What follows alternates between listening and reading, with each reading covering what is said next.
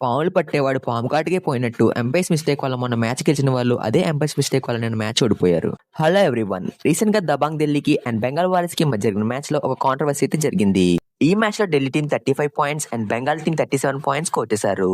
ఈ టైంలో బెంగాల్ రైడ్ అయిన హిమాన్షు రైడ్ కి వెళ్లి లాబీలోకి ఎంటర్ అయ్యాడు. దీంతో ఢిల్లీ టీం కి ఒక పాయింట్ వచ్చింది. హిమాన్షు రైడ్ కంప్లీట్ చేసినప్పటికీ ఇంకా 1 సెకండ్ ఉంది, కానీ ఎంపైర్స్ అయితే మ్యాచ్ కంప్లీట్ అయినట్టుగా డిక్లేర్ చేశారు.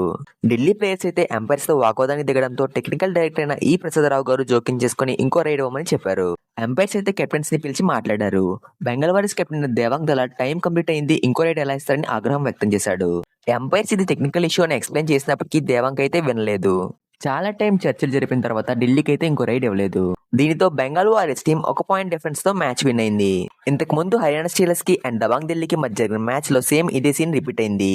కాకపోతే అప్పుడు డెసిషన్ ఢిల్లీకి అనుకూలంగా వచ్చింది.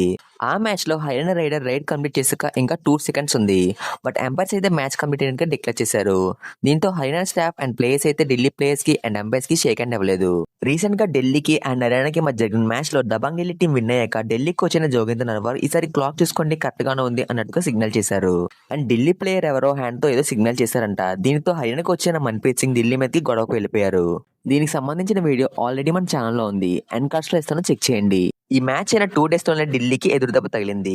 మన జోగేంద్ర నర్వాల్ ఎలా క్లాక్ చూపించారో నిన్న కూడా అలానే క్లాక్ చూపించారు. కానీ డిఫరెన్స్ ఏంటంటే మన మ్యాచ్ గెలిచిన ఆనందంలో తేలుతూ క్లాక్ చూపించారు టైం సరిపోయింది అని.